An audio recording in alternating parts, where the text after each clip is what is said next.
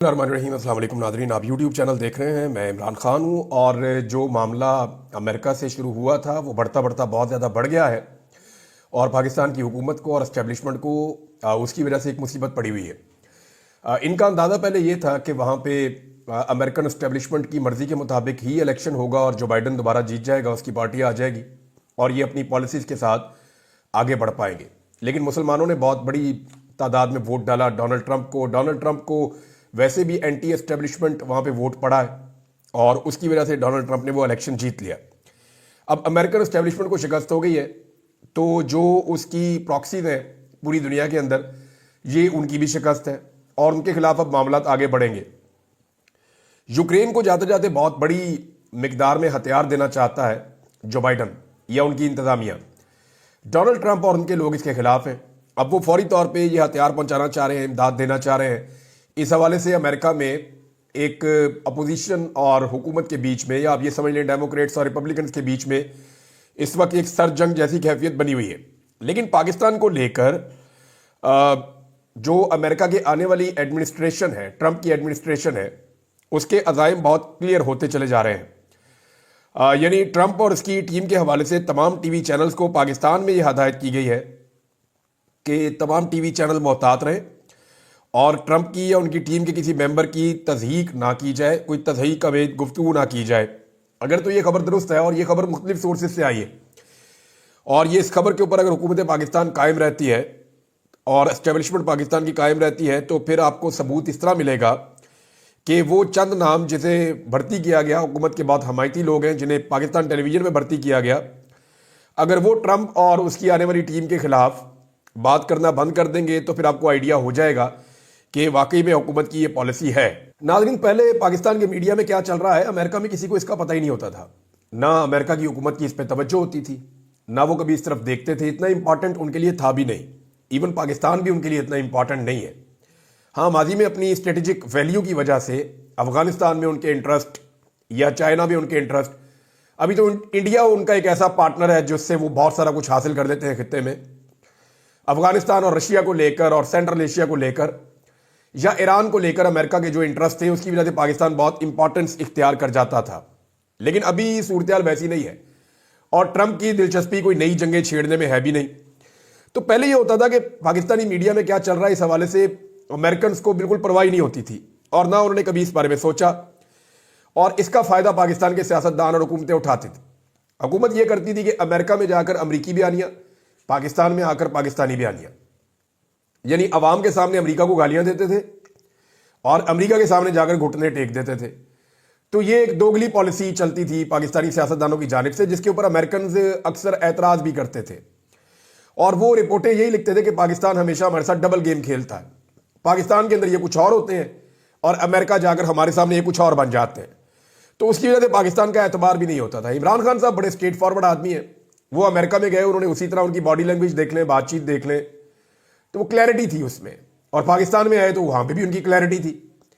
और ये इमरान खान साहब की ट्रेनिंग है ना। आप ये देखें कि जब अमेरिका ने पाकिस्तान के बैलिस्टिक मिसाइल सिस्टम को मदद फराहम करने वाली 4 कंपनियों के ऊपर पाबंदियां लगाई तो हुकूमत से पहले पाकिस्तान तहरीक इंसाफ ने उसकी मजम्मत की है। जुल्फी बुखारी और उमर अयूब या बाकी पाकिस्तान तहरीक इंसाफ के जो लोग हैं, इन सब ने इंतजार नहीं किया इस बात का कि हुकूमत इसके ऊपर क्या करती है या इमरान खान साहब का क्या मौक़िफ़ आता है। नहीं, स्टेट में सबने कहा जी पाकिस्तान के ऊपर पाबंदियां लगाना या पाकिस्तान के हथियारों को शक की नज़र से देखना या पाकिस्तान में हथियारों को कमज़ोर करना, पाकिस्तानी मिलिट्री को कमज़ोर करना, ये हम इसको बर्दाश्त नहीं करेंगे। उन्होंने ना सिर्फ मजम्मत की बल्कि इसको एक दोहरा मेयार करार दिया, क्योंकि इंडिया के बारे में उनकी पॉलिसी कुछ और है। वैसे मैं आपको ये बता भी देता हूं कि दूर तक मारने की सलाहियत पे अमेरिका को एतराज़ है ना। अभी उनकी कोई खबरें भी आ रही हैं कि जनाब पाकिस्तान के पास इतनी कैपेसिटी है कि जो खित्ते में अमरीकी मफादात है उनको हिट किया जा सकता है या अमेरिका के ऊपर भी पाकिस्तान अपने मिसाइल्स के साथ अटैक कर सकता है। अमेरिका और पाकिस्तान ऐसे हैं कि ग्लोब के 2 अलग अलग कोनों पे हैं। पाकिस्तान के पास इतना लॉन्ग रेंज तो कोई मिसाइल नहीं है जो जाकर अमेरिका में हिट कर दे। हाँ, लेकिन इस खित्ते में अमेरिका जहां पे मौजूद है वहां पे पाकिस्तान तक का मिसाइल पहुंच सकता है। यानी इस रीजन में जहां अमेरिका के बैरी बेड़े हैं या कुछ और है, तो वो उस हिसाब से अगर वो खबर कह रहे हैं तो वो तो बात ठीक है उनकी कि वो पाकिस्तान की एक्सेस में आ सकता है, पाकिस्तान अगर अपने मिसाइल प्रोग्राम को ऐसे ही कंटिन्यू रखता है तो। لیکن اصل معاملہ کیا ہے؟ اصل معاملہ ہے اسرائیل کا. پاکستان اگر لانگ رینج ویپنز اپنے بناتا رہتا ہے تو اسرائیل خطرے میں آ جاتا ہے, اور اسرائیل کبھی نہیں چاہے گا کہ وہ پاکستانی رینج کا شکار ہو جائے. اب ذرا اگر آپ موازنہ کریں پاکستان کا اور انڈیا کا تو آپ کو آئیڈیا ہو جائے گا کہ کون کہاں کھڑا ہے. پاکستان کا جو سب سے دور تک ہٹ کرنے والا میزائل ہے, جو سب سے دور تک مارتا ہے, اس کا نام ہے شاہین 3.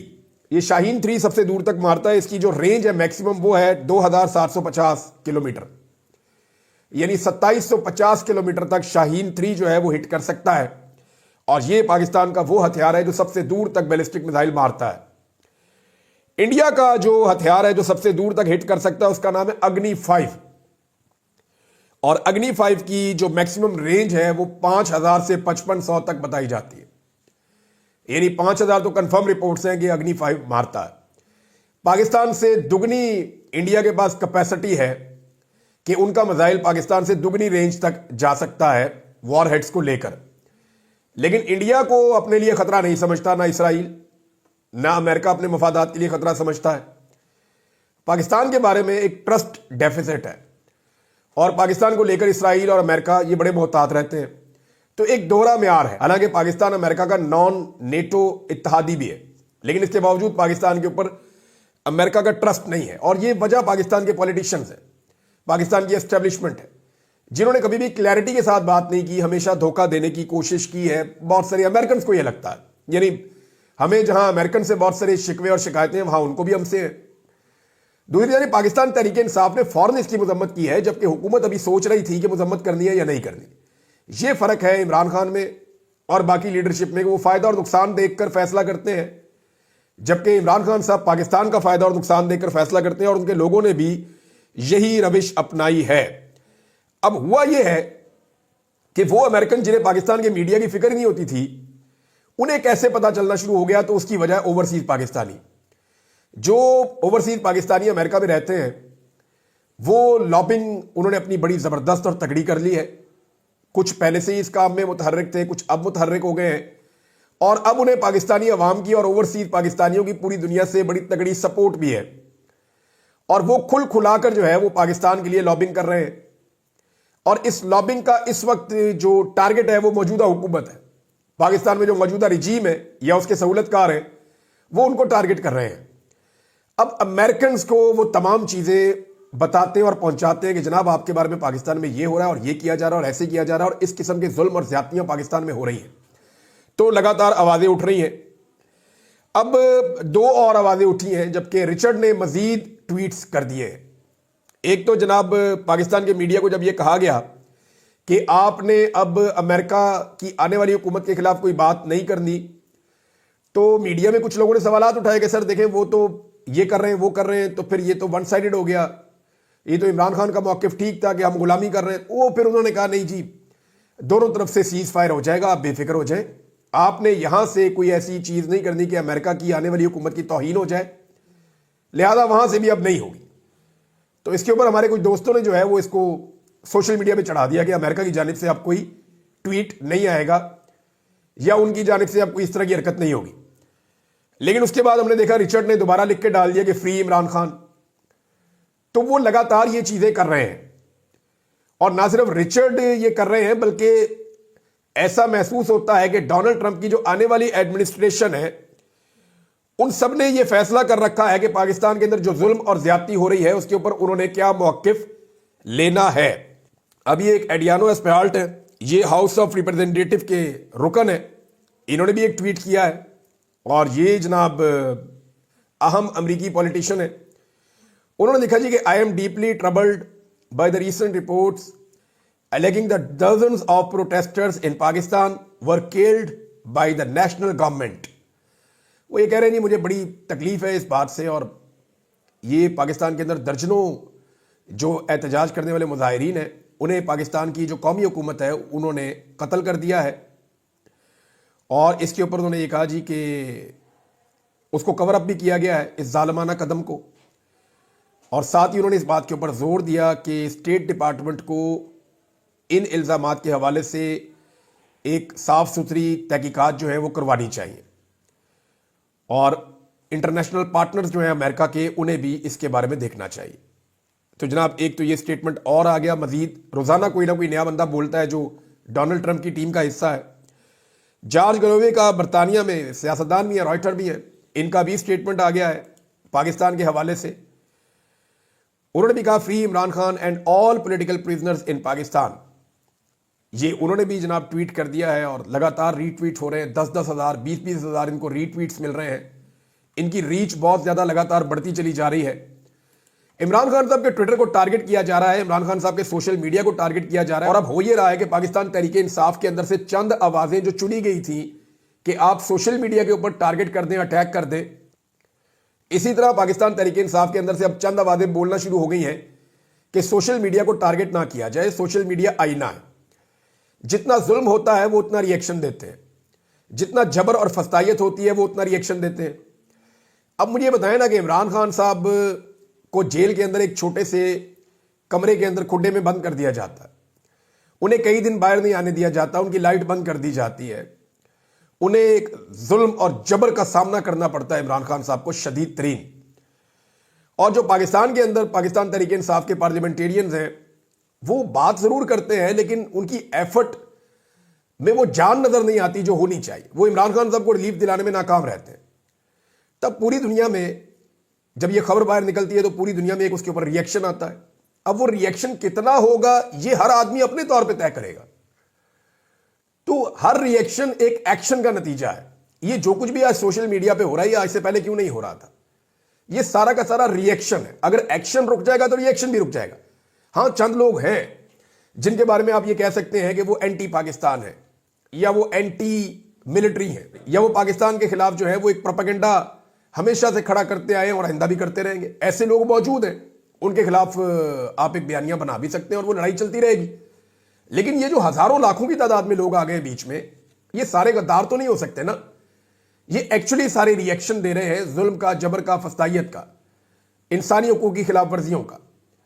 और ये रिएक्शन रुक जाएगा फौरी तौर पे जैसे ही जुल्म और जबर रुक जाएगा, जैसे ही एक्शन रुक जाएगा तो ये रिएक्शन भी रुक जाएगा, चीजें ठीक होना शुरू हो जाएंगी।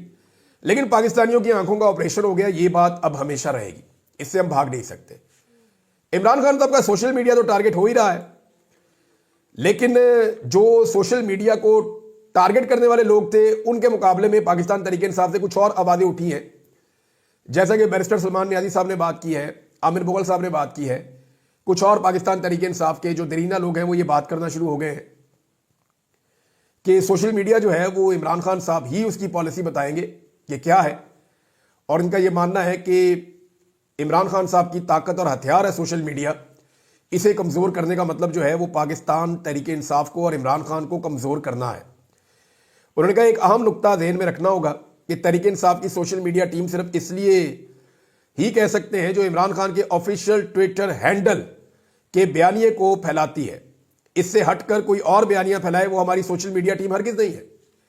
तो इमरान खान साहब का जो सोशल मीडिया के ऊपर बयानिया होता है ना, वो मैंने कई दफा देखा कि पाकिस्तान तहरीक इंसाफ के अच्छे खासे जो अरकान असेंबली हैं वो भी उसको ट्वीट नहीं कर पाते। तो इसको जरा आप समझें थोड़ा सा कि पाकिस्तान तहरीक इंसाफ की जो मौजूदा क़यादत है वो खड़ी है मिसाल के तौर पे 20 पे, इमरान खान साहब खड़े हुए हैं 80 पे, और पाकिस्तान तहरीक इंसाफ का जो सोशल मीडिया है वो इमरान खान साहब के साथ खड़ा है, कभी 80 पे कभी 100 पे। ये नहीं वो इमरान खान साहब से 2 कदम आगे भी बात बढ़ जाते हैं। लेकिन अगर पाकिस्तान तहरीक इंसाफ इमरान खान साहब के साथ आकर खड़ी हो जाए बराबर पे, और जो रद्द-ए-अमल इमरान खान साहब का होता है जिस बहादुरी से वो लिखते हैं या बोलते हैं, अगर ये यहां तक आ जाए तो फिर सोशल मीडिया के लोगों को ज्यादा आगे बढ़ने की जरूरत ना रहे। तो एक्चुअली हो ये रहा है कि पाकिस्तान तहरीक इंसाफ की क्यादत इमरान खान साहब के बयानिए को मौसर तरीके से नहीं चला पाती, जिसके बाद सोशल मीडिया के वो लोग जो पॉलिटिकली ट्रेंड नहीं है, वो मिडिल क्लास है, वो अपना रिएक्शन देते हैं, वो इमरान खान साहब के बयानिए को लेकर आगे बढ़ते हैं। जब उन्हें डायरेक्शन नहीं मिलती, सिर्फ इमरान खान साहब की एक ट्वीट या एक स्टेटमेंट मिलता है, तो फिर वो अपनी डायरेक्शन खुद बनाते हैं। इसको ये बहुत टेक्निकल है, जो समझदार लोग हैं उन्हें पता चल गया मैं क्या बात कर रहा हूं। तो पाकिस्तान तहरीक इंसाफ और इमरान खान की ताकत सोशल मीडिया है और ये सब लोग जानते हैं। इमरान खान साहब के अपने ट्विटर अकाउंट पे अगर आप देखें ना तो आपको हैरत होगी जो मैं अब आपको बताने वाला हूं। ये अशर बाजुआ साहब की एक रिसर्च है, इसको आप देखें तो आप हैरान हो जाएंगे सन 2022 दिसंबर से लेकर आज के दिन तक का डाटा उन्होंने इकट्ठा किया है और यह डाटा बताता है कि दिसंबर 2022 में सबसे ज्यादा जो ट्विटर फॉलोअर्स थे किसी लीडर के पाकिस्तान में, वो इमरान खान साहब के 18.4 मिलियन थे। उसके बाद मरियम नवाज के 7.8, शहबाज शरीफ के 6.4, नवाज शरीफ के 1 मिलियन, बिलावल के 5 मिलियन, जबकि मौलाना फजल रहमान के 5,63,000। अब दिसंबर 2024 तक कितना फर्क पड़ा, जरा आप ये देखें इन 2 सालों के अंदर किसको अवाम ने कितना फॉलो किया। इमरान खान साहब के जो फॉलोअर्स के अंदर इजाफा हुआ गुज़िश्ता 2 सालों में, वो 26,60,000 से ज्यादा हुआ है, 26,60,000 से जायद, और इसके लिए उन्होंने 1 रुपया भी खर्च नहीं किया। जबकि मरियम नवाज बेशुमार पैसा खर्च करने के बावजूद 3 लाख फॉलोअर्स इकट्ठे कर सकी, शहबाज शरीफ 3 lakh followers, Nawaz Sharif 1 lakh follower, Bilawal 1 lakh follower, और मौलाना फजल रहमान जो है वो 1 लाख फॉलोअर से भी कम इकट्ठे कर पाए। इसका मतलब क्या है? इसका मतलब यह है कि पाकिस्तान के अंदर जो आवाज लोगों को सबसे ज्यादा अपील कर रही है वो इमरान खान की है। पाकिस्तान के सारे लीडर्स जितने भी हैं, बड़े बड़े लीडर्स, उन सबको मिलाकर जितने लोगों ने फॉलो किया है वो 25% बनता है। यानी इमरान खान के मुकाबले में जितनी पॉलिटिकल पार्टीज हैं, उन तमाम के जो बड़ी लीडरशिप है, उन सबको जितने लोगों ने फॉलो किया पूरे 2 साल में, वो 25% है। जबकि इमरान खान साहब को जो फॉलो किया गया इन 2 सालों में, वो अकेले आदमी को 75% है, हालांकि 1.5 साल से वो बंदा जेल में पड़ा हुआ है। अब आप अंदाजा कर लें कि इमरान खान साहब की सोशल मीडिया पे कितनी ताकत है और कितनी तकलीफ होगी इमरान खान साहब के इस सोशल मीडिया के अकाउंट से। नाज़रीन, अमेरिका के हवाले से एक बात मैं आपको कर दूं कि अमेरिका की जो आने वाली एडमिनिस्ट्रेशन है ना, उसमें एक सोच डेवलप हो चुकी है और एक ट्रेंड उनके अंदर यह बन चुका है कि पाकिस्तान में जुल्म और ज्यादती हो रही है और उस जुल्म और ज्यादती को रुकना चाहिए। अब पाकिस्तान की एस्टेब्लिशमेंट और पाकिस्तान की हुकूमत के लिए यह बहुत मुश्किल होगा। इन्हें बहुत जल्दी ये फैसला करना पड़ेगा कि अमेरिका से टक्कर लेनी है, उनके साथ जंग करनी है, लड़ाई करनी है और उनके साथ एक नई लड़ाई में जाना है, या फिर इन्होंने पाकिस्तान में जो है वो ये 2 नंबरी और फ्रॉड बंद करना है जो बाइडन हुकूमत के साथ मिलकर इन्होंने शुरू किया था। जो बाइडन एडमिनिस्ट्रेशन जो थी, उन्होंने इनको खुली छूट दी है और फिर रिजीम चेंज ऑपरेशन के बाद से लेकर अब तक जो कुछ भी हुआ उसमें इनको मुकम्मल सहूलतकारी मिली है। अब यह सहूलतकारी ठीक 1 महीने बाद बंद होने वाली है। तो क्या इसी पॉलिसी पर चलना है या अपनी पॉलिसी इन्होंने तब्दील करनी है? ये एक बड़ा अहम फैसला इनको करना पड़ेगा, क्योंकि डोनाल्ड ट्रंप और उनकी टीम तो ऐसा लगता है कि अपना फैसला कर चुकी है और वहां ये ट्रेंड बन चुका है कि पाकिस्तान में इमरान खान के साथ जो हो रहा है वो जुल्म है, मुल्क में होने वाली इंसानियों की खिलाफ वर्जियां, डी चौक का कत्लेआम, ये सारी चीजें। और आने वाले दिनों में अमेरिका में, बरतानिया में और कनाडा में, इन 3 अहम मुल्कों में डी चौक के अंदर होने वाले कत्लेआम को लेकर बड़ी ही इंपॉर्टेंट डेवलपमेंट होने वाली है और यह डेवलपमेंट होगी क्रिसमस की छुट्टियों के बाद, डोनाल्ड ट्रंप के सदर बनने से पहले। ये मैं आपको बता रहा हूं और बहुत क्लियर खबर है ये, और ये आप होता हुआ देखेंगे, उस वक्त मैं आपको याद दिलाऊंगा। एक और खबर है नाज़रीन, वो ये है कि पाकिस्तान में जो सफेद इमारत है इस्लामाबाद में, उसके अंदर से कुछ आवाजें उठी हैं, लेकिन इन आवाजों का क्या कोई फायदा है? यानी 3 जज साहिबान हैं जिन्होंने बात की, जमाल मुंदोखेल साहब ने, अतर मुल्ला साहब ने और शहजाद खान साहब ने, और ऐसा लगता है कि अदलिया भी भरी हुई है, लेकिन फायदा कोई नहीं, क्योंकि 26वीं आईनी तरमीम के नतीजे में अदलिया को पूरी तरह कंट्रोल कर लिया गया है। अपनी मर्जी के जजों का बेंच बना लिया गया है, उस बेंच के जरिए से अपनी मर्जी के फैसले लिए जाएंगे। बाकी अदलिया के इख्तियारात जो हैं वो बहुत कम कर दिए गए हैं और अदलिया के अंदर जजों की तैनातियों और अहम फैसलों के हवाले से पार्लियामेंटेरियंस को ज्यादा इख्तियारात दे दिए गए हैं। और एक बैलेंस जो हमेशा हुआ करता था कि जजेस फैसले करते थे कि अदलिया कैसे चलेगी, वो फैसले अब जजेस नहीं कर पाएंगे, वो फैसले अवामी नुमाइंदगान करना शुरू कर देंगे। यानी वही अब जजों की तकरीरें और बाकी सारे मामलात पर हावी रहेंगे। यानी जिनके खिलाफ केसेस होते हैं वही बताएंगे जनाब जज किसको रखना और किसको नहीं रखना, और जजेस वफादारी की बुनियाद के ऊपर रखे जाएंगे। जजेस ओबीडियंस, इस बुनियाद पर कौन सा जज किस सियासी जमात से कितना वफादार है, इसकी बुनियाद के ऊपर जजों की तकरीरें अब ऐसे हुआ करेंगी जैसे अपने बंदे लगवाने हैं तो अपने जज लगवाने, ये चीजें होंगी। तो अदलिया का तो सत्यानाश हो गया, उसके बाद ये आवाजें उठने का फायदा क्या है? लेकिन फिर भी जस्टिस अतर मुल्ला ने कहा कि 2017 से मुकदमा सुप्रीम कोर्ट में ज़ेरे इल्तवा है, जबकि रियासत हुकूमत गिराने और लाने में मसरूफ है, इदारे सियासी मुखालफिन के पीछे पड़े हुए हैं। जमाल मंदोखेन साहब ने कहा कि रियासत की क्या बात करें, 3 वजीर आजम मारे गए, तीनों वजीर आजम के मुकदमात का क्या बना। बलूचिस्तान में सीनियर तरीन जज भी मारा गया, कुछ पता नहीं चला। असल बात यह है कि कुछ करने की ख्वाहिश नहीं है। दीगर 2 सूबों की निस्बत सिंध और पंजाब में तफ्तीश इंतहाई नाकस है। जब तक रियासती इदारे पॉलिटिकल इंजीनियरिंग में मुलव्वस होंगे यही हाल होगा। लोगों को इदारों पर यकीन नहीं, लोग चाहते हैं सारे काम सुप्रीम कोर्ट करे। जस्टिस अतर मनुल्लाह साहब ने कहा, यह इदारा सुप्रीम कोर्ट भी इतना सच बोलता है जितना हमारा मुआशरा। 40 साल बाद मुंतखब वजीर आजम के कत्ल का एतराफ किया गया। वजीर आजम के कत्ल से बड़ा जुर्म क्या हो सकता है? किसको जिम्मेदार करार देकर सजा दी जानी चाहिए थी? आइन पर अमल होता तो ये हालात ना होते। जस्टिस शहजाद मलिक साहब ने ऑब्जर्वेशन दी कि जिस मुल्क में वजीर आजम का ये हाल हो कि आम आदमी का क्या हाल होगा। वजीर आजम एक दिन वजीर आजम हाउस में होता है तो दूसरे दिन जेल में होता है, किसी को पता नहीं कि किसने कितनी देर वजीर आजम रहना है। अब ये जजेस बोल रहे हैं, लेकिन ये जजेस तो वो हैं जो पहले भी बेचारे बोलते रहते थे। लेकिन अदलिया पे जैसा कंट्रोल इस हुकूमत ने किया है, सहूलतकारी के नतीजे में एमएनए इसको अगवा करके पकड़ के इसको मार, उसको चुक, उसके बच्चे उठा, उसकी बीवी उठा, उसकी बहू उठा, ये जो इन्होंने किया है, अदलिया भी अब पाकिस्तान में टुथलेस है और इंसाफ जो है उसकी कोई उम्मीद बाकी नहीं है। अगर इंसाफ चाहिए तो अदलिया को आज़ाद होना होगा। क्या ये अदलिया आज़ाद हो पाएगी? उसी के लिए सब कोशिश कर रहे हैं। अब तक के लिए इतने, अपना ख्याल रखिएगा, अपने इस चैनल का भी। अल्लाह हाफिज़।